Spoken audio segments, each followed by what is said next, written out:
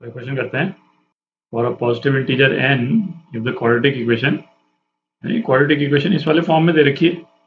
अच्छा, अब क्या है, ये quadratic equation has to consecutive integral solutions. Consecutive integral solution मतलब क्या निकला कि इसके जो दोनों रूट्स हैं क्वाड्रेटिक इक्वेशन के किस फॉर्म में होंगे, अल्फा और अल्फा प्लस वन, है ना। एक तो ये, और दोनों के बीच में डिफरेंस जो है वन होगा, और ये दोनों जो नंबर्स हैं, है ना, वो भी इंटीजर्स होंगे, है ना, कॉन्जिक्यूटिव इंटीजर्स हैं बेसिकली। तो फिर हमसे, है ना, एन की वैल्यू पूछिए। काफ़ी अच्छा क्वेश्चन है ये, है ना, एडवांस में पूछना चाहिए था, तो मेंस में पूछ लिया, है ना। इसको ध्यान से करेंगे, तो करते हैं इसको। तो ऐसे केस में क्या, पहले तो इस क्वाड्रेटिक इक्वेशन को, जो स्टैंडर्ड क्वाड्रेटिक इक्वेशन का जो फॉर्म है ना, a x square plus b x plus c, उस फॉर्म में चेंज करते हैं अपन। तो ये हर एक ब्रैकेट में, है ना, ये जो ब्रैकेट वाली जो टर्म्स है इसमें क्या लिखा हुआ है ना, इसको लिखते हैं जरा एक बार अलग अलग। तो पहले वाले में क्या है, एक्स स्क्वायर प्लस एक्स, है ना, दूसरा bracket x square plus three x plus, यहाँ पे टू लिखने की जगह है ना, मैं वन इंटू टू करके लिख रहा हूँ इस तरह से, है ना। हमारा एम क्या है कि हमको एक कोई पैटर्न दिख जाए, ताकि फिर सिंप्लीफाई करके हम क्वाड्रेटिक इक्वेशन को, है ना, स्टैंडर्ड फॉर्म में लिख लें। तो इसका पैटर्न देखने के लिए, है ना, एक और ब्रैकेट देख लेते हैं। इसका नेक्स्ट ब्रैकेट होता तो किस फॉर्म में होता है, x plus two into x plus three के फॉर्म में होता। ठीक, तो नेक्स्ट टर्म इसकी क्या हो जाती है, x square plus five x plus two into three, है ना, इस फॉर्म में। और ये कहाँ तक जाता है ना, last term x square plus two n minus one x. ठीक, n plus n minus one, तो two n minus one x और plus n minus one into n, ये, और ये किसके बराबर, टेन एन के बराबर है। ठीक, अच्छा, इस तरह के क्वेश्चंस में जहाँ पे भी, है ना, ऐसे ढेर सारी टर्म्स जो हमको दे रखी हैं, तो नंबर ऑफ टर्म्स कितनी है ना, उसको ध्यान से काउंट करना काफ़ी जरूरी रहता है, इंपॉर्टेंट रहता है। तो इसमें आप देखें, जो पहले वाली टर्म है, इसका जो सेकंड ब्रैकेट है ना, इसमें ये नंबर वन से शुरू होकर कहाँ तक जा रहा है, एन तक जा रहा है। तो टोटल नंबर ऑफ टर्म्स कितनी है, एन टर्म्स हैं। ठीक, तो अब इसमें ये जो एक्स स्क्वायर जो है, ये कितनी बार आएगा, है ना, एन टाइम्स आ रहा है एक्स स्क्वायर।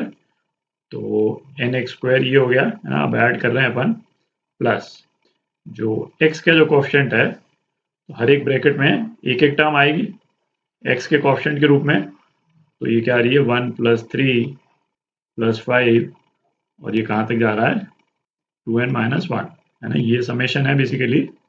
ये तो एक्स की टर्म हो गई, और कांस्टेंट, है ना, कांस्टेंट क्या है इसमें, पहले वाली टर्म तो जीरो है ना, second term one into two plus two into three, है ना, प्लस थ्री इंटू फोर, ये इस तरह से जा रहा है। और ये कहाँ तक जा रहा है, लास्ट टर्म इसकी एन माइनस वन से एन। ठीक, ये हो गया इजिकल टू टेन एन। तो अब ये वाली जो टर्म्स हैं, है ना, इसका समेशन कैसे निकालते हैं तो आप कर चुके हैं। तो इसको ऐड करते हैं जरा, इसको मैं एस वन बोल देता हूँ, इसको एस टू बोल देता हूँ।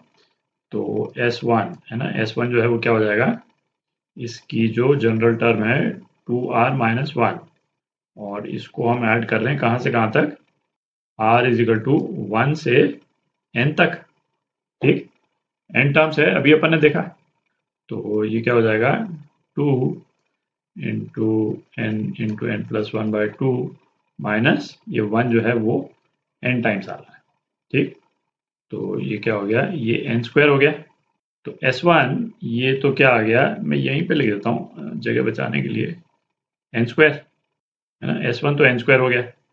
अब इसको मिटा देता हूँ मैं। अच्छा, अब एस टू निकालते हैं अपन, एस टू की, है ना, जनरल टर्म लिख रहे हैं अपन। तो जनरल टर्म जो है वो क्या हो जाएगी, है ना, ये लास्ट वाली टर्म से निकालते हैं अपन, r minus one into are.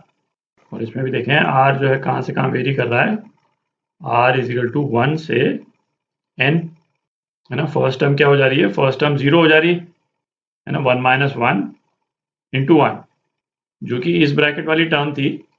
ठीक है, जो कि जीरो है, इस ब्रैकेट में फर्स्ट टर्म क्या है, जीरो है, कांस्टेंट वाली, है ना। तो फर्स्ट टर्म वो भी आ गई, और लास्ट टर्म क्या आ रही है, n minus one into n.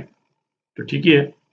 तो ये क्या हो गया, sigma r is equal to one to n r square minus r, तो ये क्या हो जाएगा, n plus 1 into 2n+1 upon 6 minus n into n+1/2।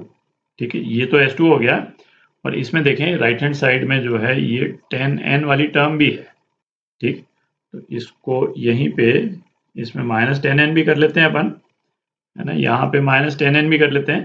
तो इसका जो रिजल्ट है ना, वो मैं यहाँ पे लिख देता हूँ। -10n के साथ में ये रिजल्ट जो है क्या आ जाता है, n³ -31n अपॉन 3। ठीक, तो ये क्या है अपने पास में, S2 -10n।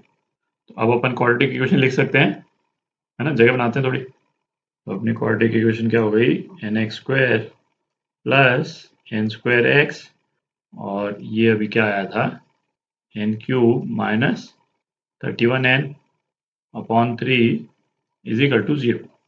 ठीक, तो इसमें से ये n भी एक n कैंसिल आउट हो जाएगा, ये 2 आ जाएगा, ये n कैंसिल आउट हो गया। तो अपनी इक्वेशन जो है वो क्या आ गई, x² plus nx plus n² -31 upon 3 is equal to 0।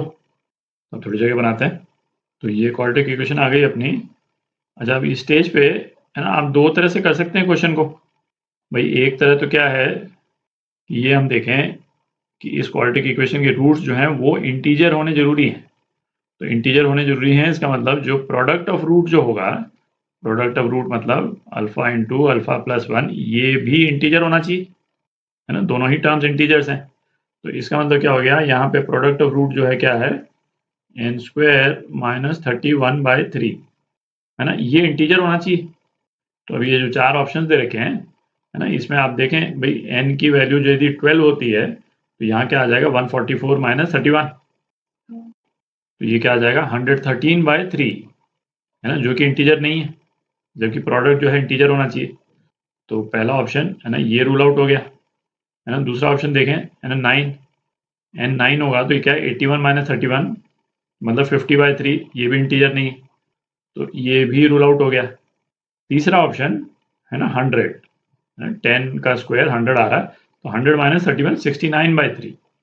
तो एक तो ये इंटीजर आ रहा है, तो 10 हो सकता है। और डी जो है 11 है, तो 121 - 31, ये क्या हो गया, 90/3, है ना, वो भी इंटीजर है। तो 10 या 11 दोनों में से कोई भी सॉल्यूशन हो सकता है। ठीक, अच्छा, अब हम सम ऑफ रूट्स देखते हैं, है ना। तो सम ऑफ रूट्स क्या हो जाएगा, अल्फा प्लस 1, है ना, और ये सम ऑफ रूट्स क्या है, -n है, और अल्फा हमको मालूम है कि इंटीजर होना चाहिए। तो 2 अल्फा जो है क्या है, -n - 1। अब n यदि 10 होता है तो ये क्या हो जाएगा, ये -11 हो जाएगा, तो अल्फा जो है इंटीजर नहीं रहेगा। तो 10 भी रूल आउट हो गया, है ना, बच गया 11। तो 11 के केस में, है ना, -n - 1, ये क्या हो गया, -12 हो गया, और 2 अल्फा इज इक्वल टू -12, तो अल्फा जो है क्या आ गया, -6 आ गया। ठीक है, जो कि इंटीजर है, ये चाहिए अपने को। तो है ना डी पार्ट, ये आपका आंसर। तो इसका सॉल्यूशन लाने का भाई एक तरीका तो ये हो गया जो अभी अपन ने किया। अच्छा, एक और तरीका देख लेते हैं कि हो सकता है भाई वो तरीका जो है इस क्वेश्चन में तो नहीं, बट किसी और क्वेश्चन में आपको काम आ जाए। ठीक, तो वो दूसरा वाला तरीका उसको भी देख लेते हैं। तो दूसरे तरीके में भाई हम क्या यूज़ कर सकते हैं इन्फॉर्मेशन कि जो डिफरेंस ऑफ रूट्स है ना, उसका मैग्नीट्यूड वो हमको क्या दे रखा है, 1 दे रखा है, क्योंकि हमको मालूम है कि रूट्स जो हैं कॉन्जिक्यूटिव इंटीजर्स हैं। ठीक, अच्छा, डिफरेंस ऑफ रूट का जो मॉड है वो क्या होता है, under root of discriminant upon magnitude of a. अच्छा, मैग्नीट्यूड ऑफ ए ये तो 1 ही है, ये तो 1 ही हो गया, तो ये क्या हो गया, है ना, 1 इज इक्वल टू, दोनों तरफ स्क्वायर कर दें तो 1 इज इक्वल टू डिस्क्रिमिनेंट। तो डिस्क्रिमिनेंट क्या है, b² -4 इंटू n² -31 अपॉन 3।